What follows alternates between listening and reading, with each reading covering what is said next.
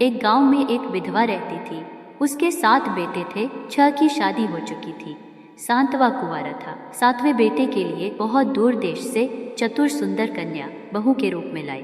बहू के आने के बाद जब दिवाली आने वाली थी तो उसने झाड़ बुहार कर घर साफ किया तथा लीप छान कर इसे सुंदर व रम्य बना दिया। आंगन व कमरों में तरह तरह के माड़े 6 बहुएं व सासू इन सब काम को समझती नहीं थी।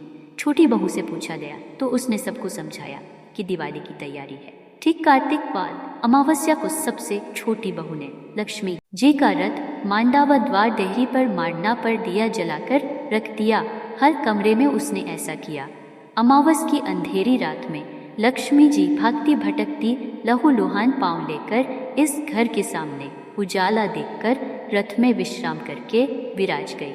7वीं बहू ने जहाँ जहाँ लक्ष्मी जी का रक्त लगा वहाँ 2 पांडु से तरहते भरत भर दी।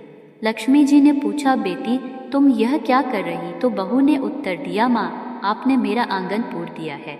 लक्ष्मी जी समझ गई कि छोटी बहू भरत कभी पूरी नहीं करेगी और मांडने अनंत काल तक मांडते रहेगी। लक्ष्मी जी ने प्रसन्न होकर उस परिवार को समृद्धि का वरदान दिया और समय समय पर उसके घर आने का वचन देकर रथ पर सवार होकर विष्णु भगवान के पास चली गई।